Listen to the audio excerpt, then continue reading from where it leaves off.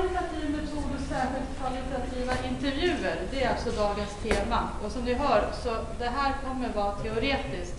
Men jag hoppas att det kanske blir lite grann ändå praktiskt, för att det är faktiskt något som jag ändå själv har sysslat med. Så jag tänkte att jag ska försöka ta med lite egna praktiska exempel i det här. Men det mesta som jag pratar om bygger på den här boken, Kvalitativ intervju, och den är skriven av Anne Ryen, en norsk forskare. Så att ni vet området. Ja, det gick kanske lite snabbt, men ni såg förhoppningsvis vad jag heter. Jag heter alltså Katri Seppälä och jag tillhör numera ekonomiprogrammet. Har hittills tidigare jobbat på teknik. Sådär. Varför tycker jag att det här med kvalitativa intervjuer är intressant? Jo, det kan jag säga det här. Jag är alltså ekonom och i min värld så har jag försökt mig inrikta på internationella företag och ekonomistyrning. Ni hör, det är pengar, det är kronor. Alltså, man mäter allting. Det vill säga, utgångspunkten i det jag har liksom blivit intränad i är att allting går att mäta. Det är så vi tänker. Och samtidigt när jag har pluggat det här så fanns det hela tiden i bakhuvudet det här att som man frågar får man svar. Eller hur? Det kanske ni har också varit med om. Det vill säga, det finns kanske vissa saker som man skulle vilja veta mer om som faktiskt kanske inte går att mäta. Hur ska man hantera det? Så det kan man väl säga var min ingång till det här. De erfarenheter jag har haft, det är särskilt när jag gjorde mitt examensarbete på ekonom. Jag gick alltså det internationella ekonomprogrammet med inriktning på Östeuropa. Och jag skrev om investeringsprocesser inom universitetsvärlden. Kan jag säga, och det är det som jag kan mest handla om. Men när man pluggar till ekonom så gör man mycket intervjuer. Och jag kan säga att det handlade mycket om att liksom bli bättre och bättre på det där. Och till slut så kände jag som att nu fick jag faktiskt lite kläm på det. Så.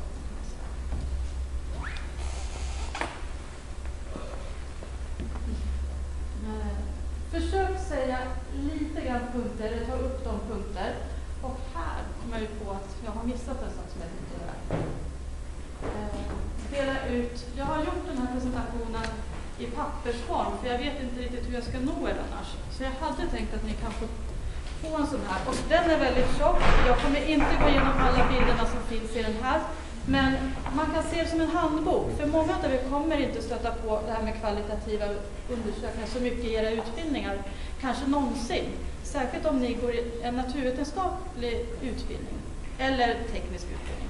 Så det kanske finns någonting här som skulle vara intressant ändå. Så jag skulle vilja dela ut de här först. Jag delar. Ja, du kan skicka runt. Jag tar från andra.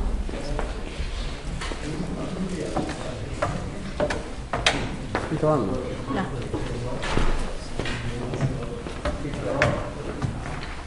Man får gärna titta tillsammans på det här. Men det jag tänkte först, det är vi pratar lite om olika begrepp. Vi tittar på vad kännetecknar en kvalitativ intervju. Jag tänkte också försöka visa en intressant analysmodell över hur man kan hantera alla sina data. Och sen så tänkte jag försöka ge några avslutande råd. Och i slutet så finns det ett exempel på hur den naturalistiska metoden ser ut. Som inte är så här. I princip är det här som är dagens tema.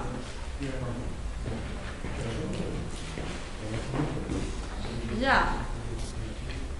För mig handlar det här med metod om det här. Det var att få slippa höra min handledare på universitetet fråga mig hela tiden varför.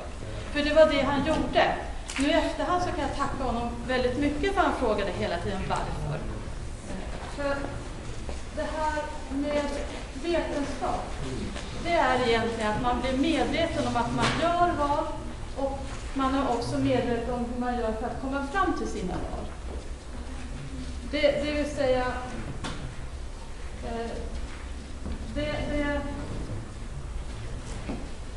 och det här betyder att ha en konsekvens om man ska jobba med vetenskap. Det vill säga att man måste hela tiden kunna argumentera. Varför valde jag så här? Varför gör du 3 intervjuer? Varför gör du inte 10 intervjuer? Varför valde du de personerna? Och så vidare. Varför gör du dem där? Och varför tog du bort den där aspekten? Liksom, sådana saker. Det vill säga, det är mycket i vetenskapligt arbete handlar om att man ska kunna förstå hur man har valt. Och det är det som är metoden. Och då är man inför det här valet. Ska jag göra en kvantitativ analys eller forskningsområde eller sånt, forskningsmetod, eller ska jag göra en kvalitativ som är det första man stöter på. Och i alla fall i min värld så räknas de kvantitativa som finare. Då tillhör man den rätta skolan. För då mäter man i siffror. Eller hur? Och jag skulle säga, nej, det är ett dåligt sätt att välja. Att om man väljer för att man är naturvetare så tar man och gör en kvantitativ studie. För det går till exempel, man använder det mycket inom medicin och inom andra och tillämpade områden av naturvetenskap, så använder man intervjuer till exempel. Så det går att, det är inte det som ska styra. Och nu eftersom jag faktiskt säger i efterhand så tackar jag min handledare. Han hette Elvin.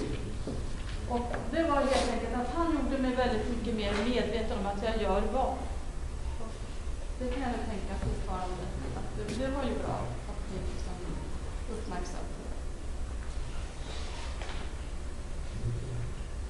Nu ska jag vilja testa om ni kan gå in på det här. Men då måste jag nämligen också logga in på internet. Har ni använt Socrative någon gång? Ja. Då vet ni att man går in på m.socrative.com och så väntar ni lite. För jag måste nämligen också in där. Tänkte vi kör lite uppvärmningsfrågor för jag skulle vilja veta lite mer om er. Jag har ingen aning om.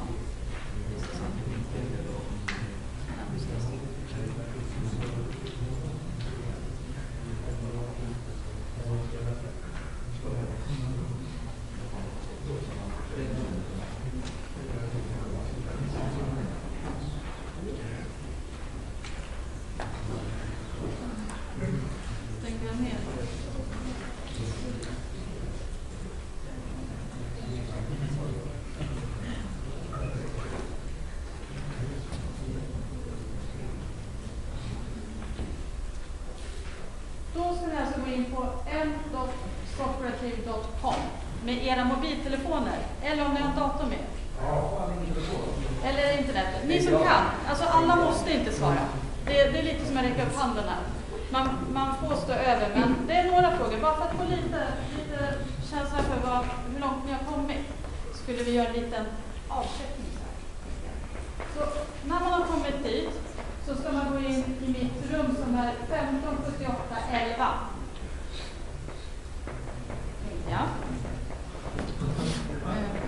Och sen så ska vi på något sätt växla med de här fönstren.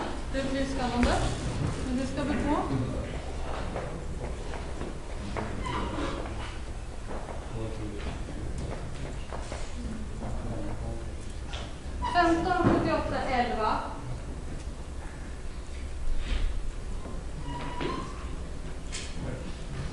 Är ni där? Ni är där. Ni bara väntar och är tysta och säger ingenting. För då går vi in och så testar vi den här.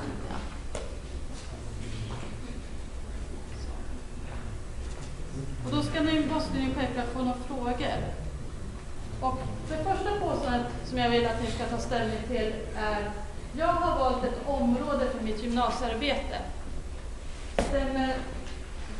Är ni helt ense om det påståendet, då svarar ni A och så vidare. Och E betyder att nej, jag vet inte om jag har valt ett område. Har ni bestämt er, ska jag göra kanske en design ett produktutvecklingsprojekt eller ska jag göra en... jag vet inte riktigt vad ni kommer från andra klassen, teknik och ekonomi. Men det kanske man... Har ni hunnit trycka? Får vi se. Ska vi se här om jag får...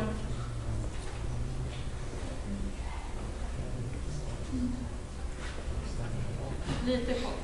Det är bara 4 som har... Nej, det är flera som har svarat. Titta. Ja. De flesta håller med. Utan de som har svarat. Du svarar ja. Så. Vet dig är det ingen som har. Det är skönt att inte någon vet. Alltså ändå vet att man har valt det.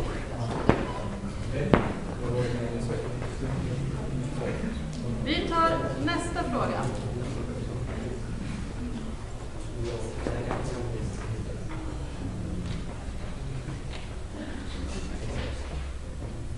Hur långt har ni kommit i den här processen då? Kan ni svara att ni instämmer i det här påståendet? Jag har ett klart syfte med mitt gymnasiearbete. Jag har definierat ett syfte för mitt gymnasiearbete. Kan ni svara? Nej. Då måste vi ta en ny, så gör en ny.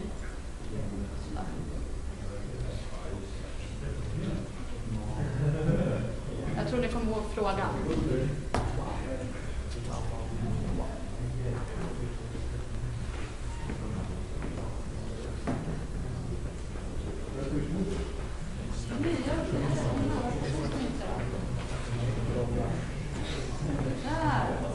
Det är så lite hemligt.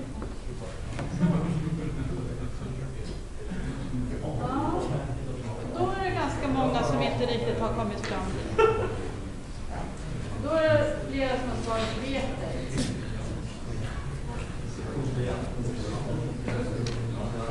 Vi stänger av, jag tror att det här är 3, 6, 8, 10, alla som har loggat in sig. Vi tar den sista frågan.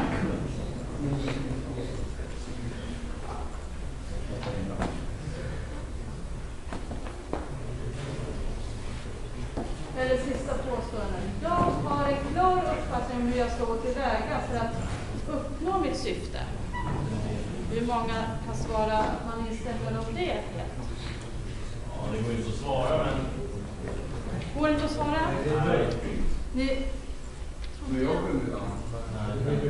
kör vi. Nu då? Borde det gå? Det var bra att ni satt in. Nu går det att svara. Det funkar tekniken.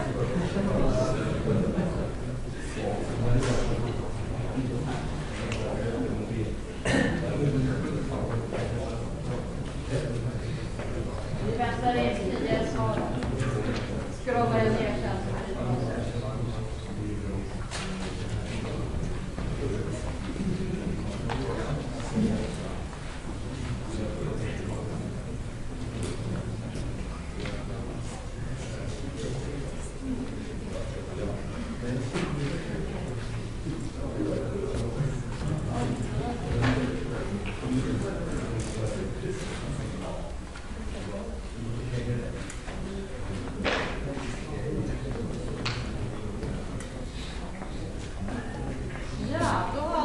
Jag skulle säga grattis ni som har svarat A på alla frågor. För då skulle jag säga att ni har bra koll på läget nu.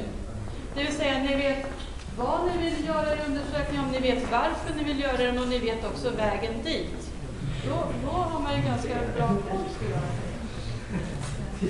Nu vet jag inte riktigt om det här var representativt för allihopa, men det kanske gav i alla fall en liten bild om mekanismer här. Om er.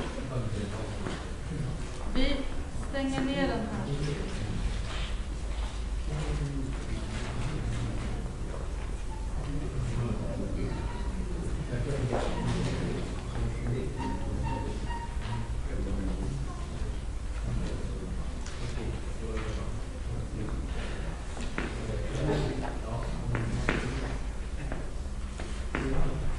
Ja, då ska vi väl börja komma igång med begreppen som jag tänkte att vi skulle prata om. Och det första begreppet är det här med metod.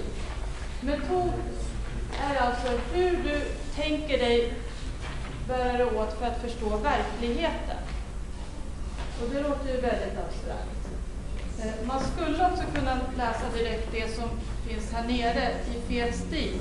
Det vill säga metod handlar om alla val du gör på vägen från idé till rapport. Metoderna, de ger alltså konkreta råd om hur man ska samla in, hur man ska bearbeta och hur man ska analysera sina data.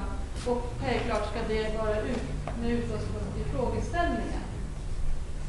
Så det är alltså ert problemområde, det är ett syfte, det är frågeställning som ska styra valet av metod.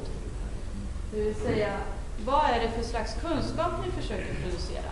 För det är ju det som gymnasievalet handlar om. Ni ska ju träna er i att producera vetenskapligt kvalificerade val. Att ni ska försöka jobba utifrån det som man gör på riktigt.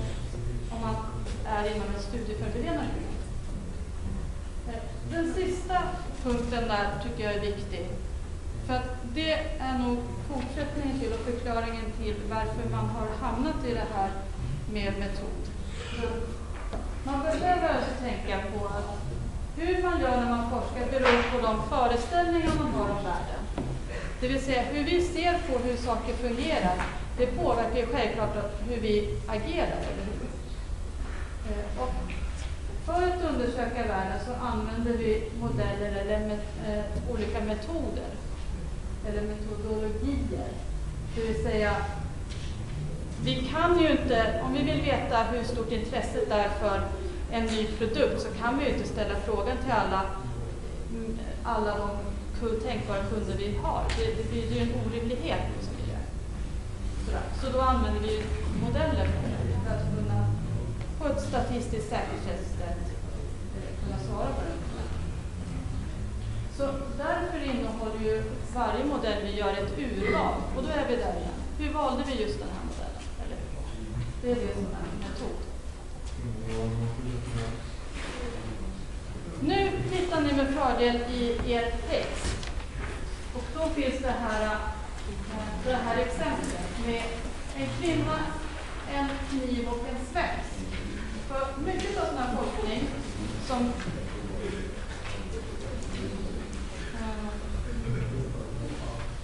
görs är till exempel utav antropologer. Vi umgås inte längre, men en god väninna som gjorde ett fältarbete under 2 år. Hon var med sitt lilla barn i 2 år i en by i Mexiko, där det handlar om att de måste flytta på sig för att det skulle byggas en damm. Så hon levde med dem, intervjuade dem, spelade in dem, skrev om dem under 2 år. Det här kan man väl säga är något liknande. Så vad är egentligen sant? För vetenskap handlar ju om sanning.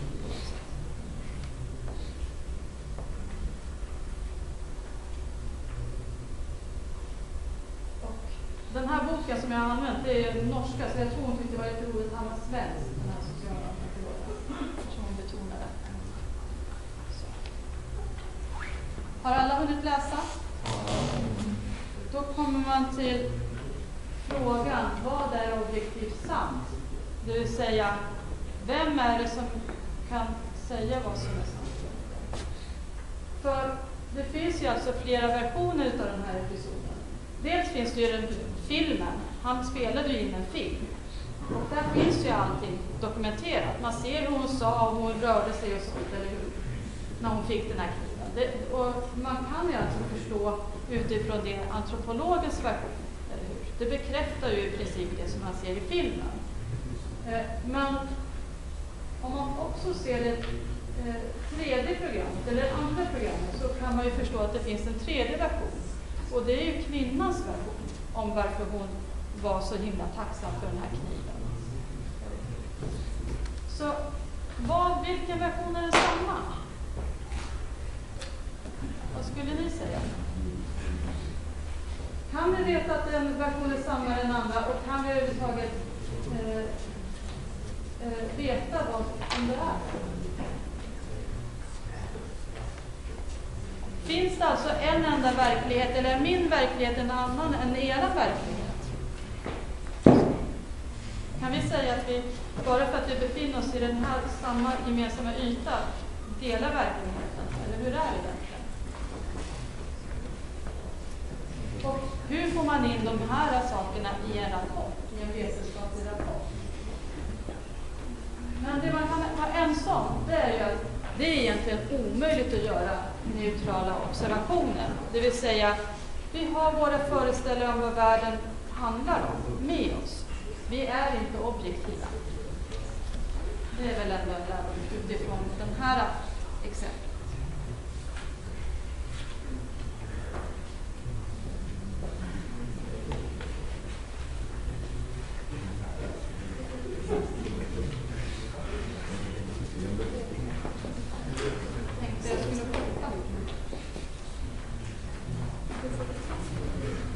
Ja, så då kan man komma in på varför behöver vi egentligen kvalitativ forskning?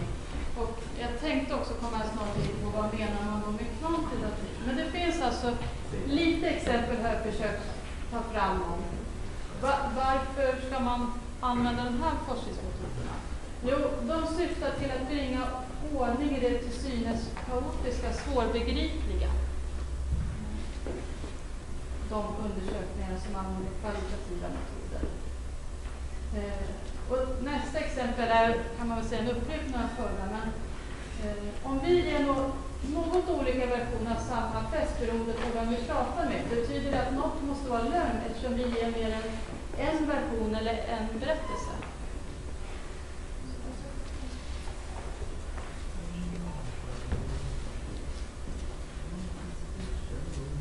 Så alla våra observationer som forskare fungerar ju som filter.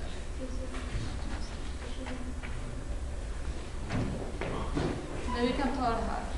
Så det här med kvalitativ forskning visar också på att det finns inte bara ett enda sätt. Det finns naturalism som jag ska prata om nu, för det är egentligen det som liknar kanske mera det som ni är vana vid att se på vad som är vetenskap.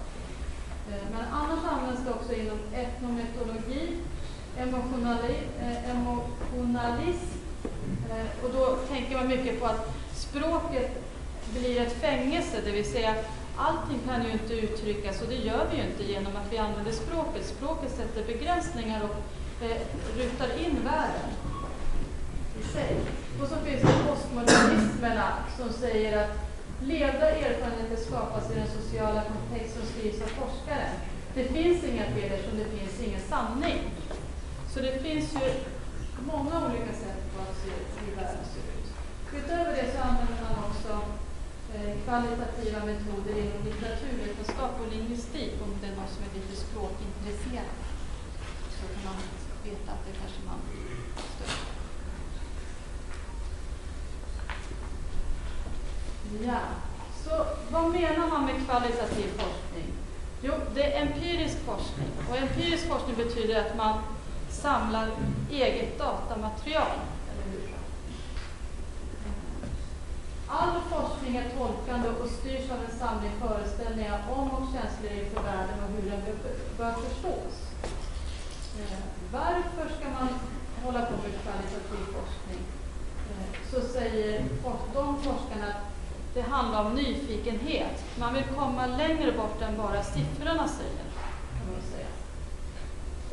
Och dessutom så kan man också få fram att saker påverkar varandra, alltså en intersubjektivitet. Och resultatet blir att man faktiskt når en djupare förståelse av sociala fenomen än vad man kan få från kvantitativa data.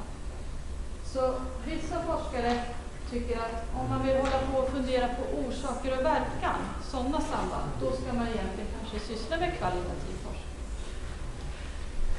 Det svåra med kvalitativ forskning, och det kan jag säga, tycker jag själv, det är att man måste jobba på ett metodiskt sätt, för annars så blir det väldigt lätt små anekdoter eller små berättelser. Man samlar alltså in information genom att göra intervjuer och det blir fina små berättelser ungefär som den här förra.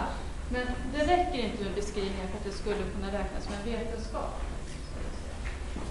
Och hur arbetar man då inom kvalitativ forskning? Jo, man samlar in data genom till exempel intervjuer, observationer, deltagande observationer.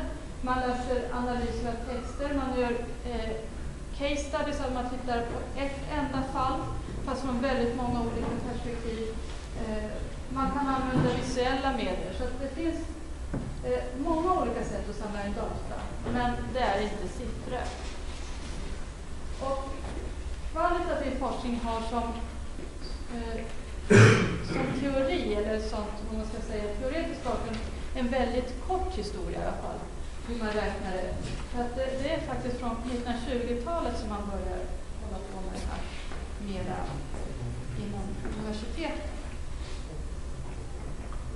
De moderna universiteten.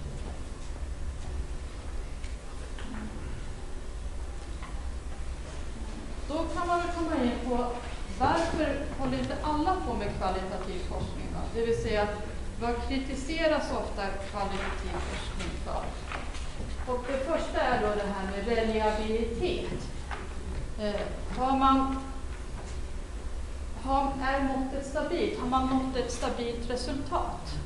Det vill säga, kan man upprepa de här intervjuerna och nå fram samma resultat? Och då tycker ju ganska många kvalitativa forskare att det här är ganska ointressant. För om man tycker att den sociala verkligheten är i konstant rörelse, det vill säga min verklighet är inte samma som din och imorgon kanske jag har en annan verklighet, då är det ganska ointressant om man har använt ett bra instrument eller inte. Så den kritiken kanske man inte tar på samma allvar som man tar kritik nummer 2, och det är det här med validitet. Hur sant är det som är sagt? Om man bara intervjuar en enda människa, hur mycket slutsatser kan man egentligen dra utav det? Eller hur? Hänger slutsatserna ihop med den undersökning man har gjort? Och där är det, som jag sa tidigare, det här problemet att man kanske ofta hamnar in att göra små berättelser när man håller på med kvalitativa undersökningar. Och man struntar i att ta med saker som inte stämmer överens med det man själv har kommit fram till. Det tredje kritiken, förenkling av verkligheten. Ja, men all forskning handlar om förenklingar. Vi håller ju på med modeller. Det gör vi ju inom naturvetenskapen också. Liksom. Gravitation och allting. Så att den kritiken kan man faktiskt rikta mot all slags forskning, skulle jag säga. Det vill säga, man struntar i att det finns variationer av olika saker. Man struntar i att det är komplext och sådana saker. Det är bara dålig forskning. Ja. Då tar vi lite motpolskritik, det vill säga det som handlar om kvantitativ forskning. 2 exempel. Och det här är nog så här kunskaper från matte 2-kurser, tror jag. I alla fall var det matte D. Det vill säga det första exemplet. Det existerar en korrelation mellan skolstorlek och läsförmåga hos barn. Ju större skolstorlek, desto bättre läsförmåga har ett barn.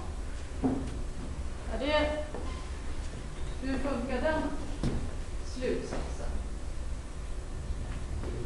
Är det för att man får större fötter så man kan läsa bättre? Dels kan man väl se på att ett sånt här sätt att analysera. Man mäter liksom skolstorleken och man mäter läsförmåga. Liksom invecklade, det kan vi ju göra på ett väldigt kvantitativt sätt. Men fortfarande så blir det ju väldigt ytligt. Och fast man har fortfarande statistiskt representativa datainsamlingar. Man har gjort allting korrekt. Men vad säger det här? Och det andra faktorn där som, eller problemet, det är ju det här att man ofta blandar ihop orsakssamband. Det vill säga, kvantitativa undersökningar visar ju hur olika faktorer samverkar, men inte varför de gör det. Det finns ganska många sådana tankehopp. Om man börjar läsa tidningar så ser man ganska många sådana tankehopp, skulle jag vilja säga. Att man ser en korrelation som ett orsakssamband. Och det är det andra exemplet är också på hur man kanske ibland misstolkar fakta. Och det är att man tar det här med, som jag tar där, att medelinkomsten är högre i Danderyds kommun än i övriga Sverige. Betyder det om jag flyttar dit så får jag också högre inkomster? Det vill säga man drar slutsatser ur någonting som utifrån ett material som också handlar om korrelation.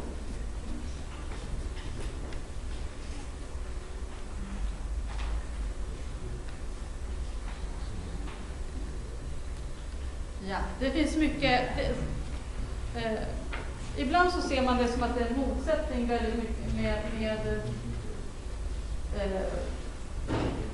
mellan kvalitativ och kvantitativ forskning. Och det säger i alla fall Ann Ryen då, att den är kanske egentligen inte så himla stor, utan de flesta är väldigt överens om att det utgår från forskningsproblemet och väljer metod utifrån det. Det är liksom det som det ska handla om. Så att den konflikten som det kanske verkar som är inte så himla stor. Skulle jag vilja säga. Utifrån att det har varit lite nyare litteratur. Kanske var så förr, men inte längre. Då tänkte jag prata lite om det här med att göra intervjuer. En intervju är ett samtal med ett syfte. Det är det som skiljer det från ett samtal. Men de kan vara väldigt olika till sin karaktär. Längst ner har jag tagit upp, alltså de fast strukturerade, det är ju de som i princip där man skulle kunna lämna ut ett papper. Fyll i det här pappret jämfört med att någon frågar dig de här frågorna. Du får inte välja svar och du får inte välja frågor. Det är egentligen ett papper, fast strukturerade enkäter. Halvstrukturerat tänkte jag visa senare vad man menar med det. Sen de helt ostrukturerade, det är sådana här samtal som kommer in kanske i psykoanalys och sådana här kan man ha. Så det kanske inte är riktigt det som är bäst. Men intervjun är alltså egentligen grunden, skulle jag vilja säga, till, alltså förr i tiden så var kvalitativa, eller intervjumetoden, det vill säga redan de gamla egyptierna och de gamla grekerna använde det här. Och det alltså används intervjuer för att förstå saker bättre redan från 1800-talet. Oftast tillsammans med andra metoder, som att göra fältundersökningar. Några tips och råd inför er om ni tänker använda intervjuer för att samla in data. Så en intervju ska nog vara ungefär 1 till 2 timmar. Skulle jag vilja säga. Ett annat tips, det är att man spelar in och gör anteckningar samtidigt. Och man behöver alltså lära sig anteckna snabbt. Man skriver förkortningar, man gör egna små symboler, pilar hit och dit och sådär. Ska jag säga.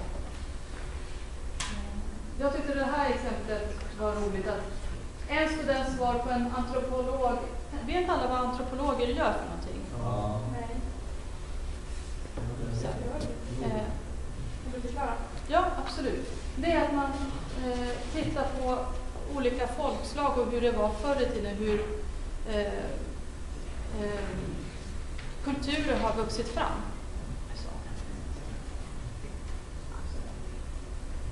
Och de gör oftast fältstudier. Man åker till ett område, ett geografiskt område, så undersöker man olika händelser där, liksom, hur det påverkar eller något sånt. Och det är de här gamla upptäcktsresorna var ju ofta antropologer. Men den här studenten svarar att antropologer går ofta på toa. Varför det? Jo, dels är det för att man kanske inte vill, liksom, man vill göra det här i smyg. Men det vanliga är att man har så himla mycket att skriva. Man vill ju liksom inte sitta och skriva medan de ser det. Man måste ju ändå skriva ner det innan man har glömt det. Liksom. Så vad gör man? Jo, man går på toa. Ett praktiskt sätt att hantera problemet. Dold eller öppen mikrofon? Jag skulle vilja säga att det funkar med en öppen telefon ungefär. Eller för att säga, en telefon funkar nog numera, men jag hade en sån här riktigt liten bandspelare då med sina problem, kan jag säga. För tekniken ska man testa. Det är ett tips. Men det jag kan säga om de som blir intervjuade, man brukar slappna av och glömma efter ett tag att man blir inspelad. Sen pratar man på. Ibland pratar de på oftast mera när man stängt av. Och det är ju ett problem då, apropå data. Ska man ta med eller inte det som man inte har dokumenterat? Men det kanske inte är näst sista punkten tänkte jag prata lite mer om. Och det här är att man ska använda en intervjuguide. Ha någon form av avcheckningslista eller någon metodbeskrivning över vad du vill få ut av din intervju med dig. Och checka av att allting finns med innan du går vidare till nästa person. Eller att innan du avslutar det, att du har fått med allt. Och jag kan säga det här med hur strukturerade vill man ha intervju? Första intervjun man gör är ofta så att man vill ha totalkontroll. Så man släpper ju inte liksom dem till att prata någonting själva utifrån. Man går vidare med sin checklista.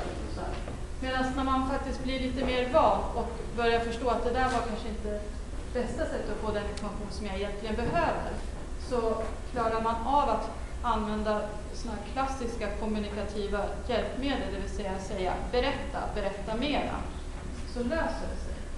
De orden är magiska, berätta.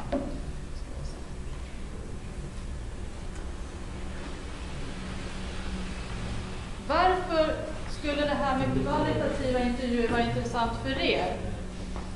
Det är faktiskt den dominerande metoden i studentuppsatser på universiteten. Det är så de flesta gör sina exjobb. Om man tittar på, då kan man ju fundera på vilka fakulteter eller vilka institutioner har flest studerande. Då. Men fortfarande så är det alltså den dominerande metoden.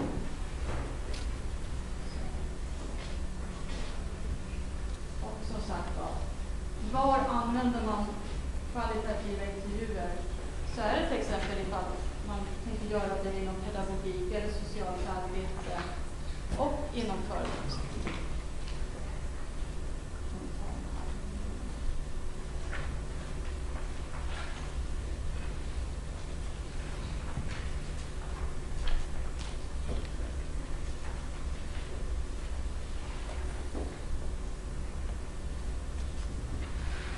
Poängen med att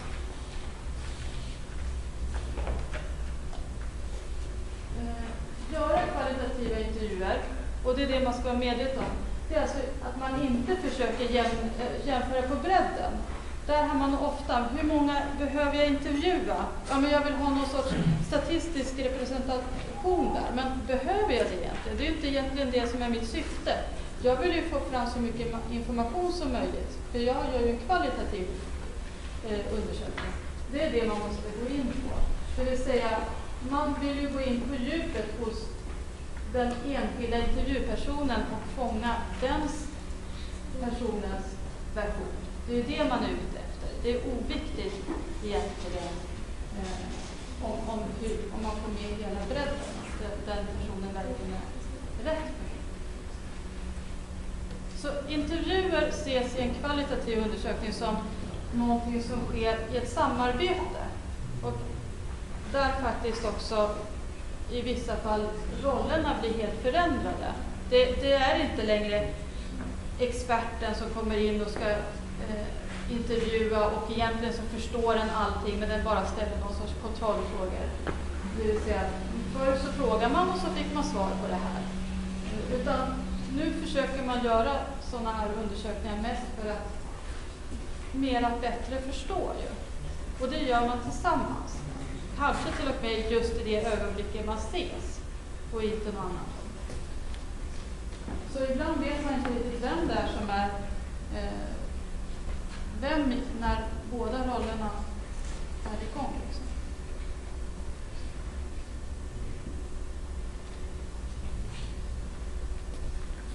Ja, jag vet inte varför det heter naturalism, men eller det vet jag inte lite grann, men jag tycker att det låter lite fånigt. Och ännu fånigare låter det kanske som den beskrivningen, att leta efter insidan av verkliga personliga sociala värld. Men det är alltså det vanligaste sättet att göra kvalitativa undersökningar. Det är den naturalistiska intervjun. Och det man är ute efter, det är det som att man tror på att den sociala verkligheten är verklig. Och om jag bara undersöker tillräckligt bra, då kommer jag kunna få ta på den här verkligheten också. Och sättet att nå det här, det är att jag jobbar systematiskt. Och systematik, då vet vi, då kan vi faktiskt också efterlikna det naturvetenskapliga sättet. Det som skiljer oss från naturvetarna är ju det här att sanning kan vara något olika för olika aktörer. Att vi måste ha fokus på det.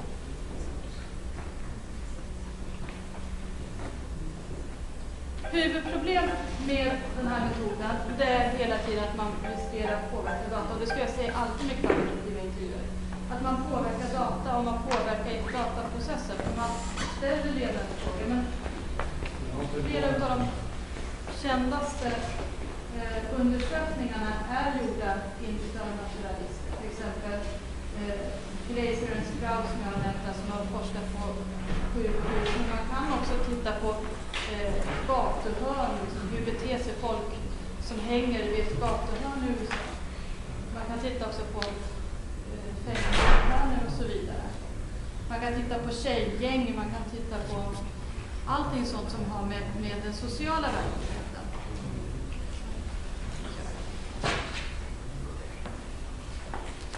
Ja. Jag har försökt skriva ner en ganska så detaljerad intervjuguide. Just ifall du tänker, men jag skulle vilja testa att göra kvalitativ undersökning. Så därför har jag försökt detaljera det. Men det som man kan tänka på, det är att man gör alltså ett formulär för sig själv som består av de här delarna. Man tänker på det, att man har en inledning, man har sina rundtursfrågor. Det är bra när man gör intervjuer att man liksom värmer upp folk på något sätt. Man börjar prata om, men såg du den där hockeymatchen förra veckan? Eller något sånt?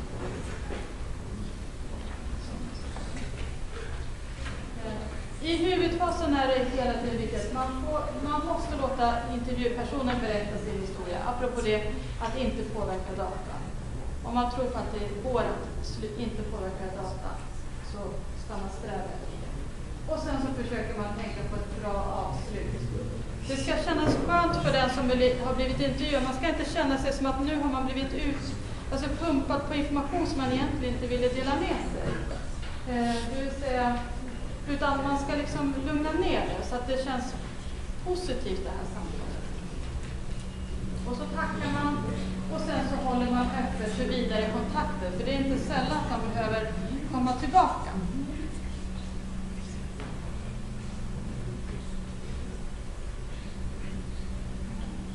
När man intervjuar ska man alltid undvika de här sakerna. Och det gäller egentligen en enkätundersökning om det är någon som tänker göra något sånt, en statistisk undersökning.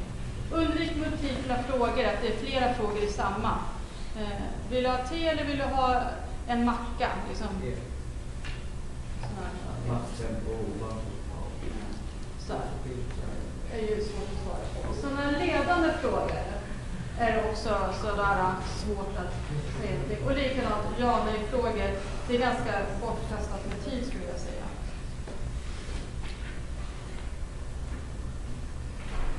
När man har sin intervju ska man hela tiden tänka på att göra anteckningar. Och då... Jag har en fråga en sak. Ja. Vad man kan undersökningar. Vad är det för frågor som är bra för att svara ja nej frågor? Då menar du en statistisk undersökning, eller hur? Ja. Jag tror att Jonas Hall kommer att prata mer om det vid nästa tillfälle. För nu tar jag de kvalitativa undersökningarna. Och vad jag förstår så ska Jonas Hall ta kvantitativa undersökningar. Så, men det är absolut, vad gör en enkät till en bra enkät? det finns en del saker som man ska tänka på när man ställer frågor. För det är ju viktigt, för annars så kastar ju folk bort undersökningen om man tycker att det är meningslösa frågor. Så det finns inte råd. Ja? Inget?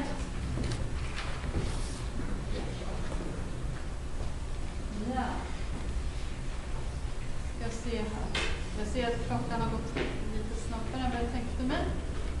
Men jag har försökt som sagt i det här pappret fundera på så här, de frågor som kanske uppstår. Vem ska man intervjua? Hur många ska man intervjua? Och även hur man ska göra efter att man har fått sina data. Liksom så här. Helt plötsligt har man massor med datamaterial. Man har spelat in 2 timmar med 10 personer. Liksom.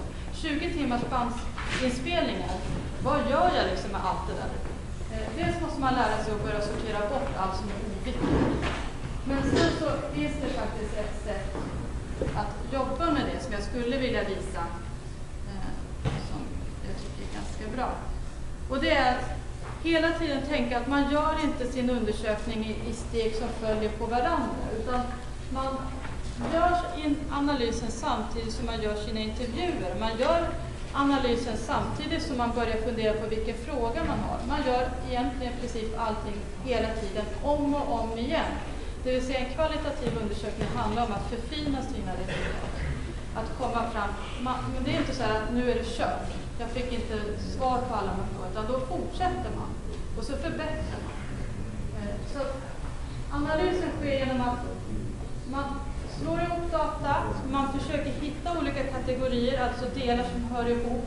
Och sen så försöker man värdera och se, är det här någonting som är sant? Och under tiden så analyserar man vad som händer hela tiden. Så ett exempel har jag försökt ta med, och det är den här rektor grön och disciplin. Att nederst så finns det data utav en intervju. Och det handlar alltså om Robert. Han tror att man ska ge barn så många chanser som möjligt. Det vill säga det är en enhet i våran datainsamling. Han är en innovativ rektor. Oavsett vilka idéer du lägger fram så låter han dig pröva den. Allt det här hänger ihop med rektor grön. Han är väldigt tålmodig. Något som kan vara ett problem med hänsyn till disciplinen kan man ju diskutera. Hänger det ihop med rektor grön eller med disciplin? Jo, det hänger ihop med rektor grön eftersom det är egentligen en bestämning till hur han är. Och den sista handlar ju om disciplin. Huvudproblemet är inte de som går ut på skolan. De skulle egentligen inte vara här, men är här ändå. Och det är det som är disciplinfrågan. Så här kan man alltså göra så att de här kvalitativa undersökningarna blir en vetenskap. Det vill säga man får kategorier och drar sina slutsatser utifrån det. Några slutord. Ha ett medvetet ärligt uppsåt. Det är för mig att vara vetenskaplig. Det vill säga man berättar om alla val man gör. Så mycket som man kan. Liksom, man kan ju inte liksom berätta om saker som man inte har själv förstått att man gör. Men man berättar om det. Man är ärlig om att man har valt bort vissa saker. Man är ärlig då löser det sig oftast. Man är ärlig om att när experimentet misslyckades så skriver man om det. Man lär sig det. Var öppen. Det vill säga ta emot råd. Tycker jag kan vara en bra sak att komma ihåg. Mobilen. Jag hörde Oskar Linnros intervjuas på radion en gång. Och han berättade att han använde mobilen direkt när han kommer få någon låt. Liksom. Så, eller bara en tanke eller någon strof och sånt där. Det kan jag också tänka på. Man kommer ju inte ihåg alla specifika idéer annars. Konst att ställa frågor. Det är en central förmåga i alla undersökningar. Det här varför. Och den sista, att om man gör intervjuer så är det faktiskt den som är expert på sig själv. Man vet inte bättre om någon annan. Låt den personen vara sig själv. Så. Ja. Va? Ut! Ja.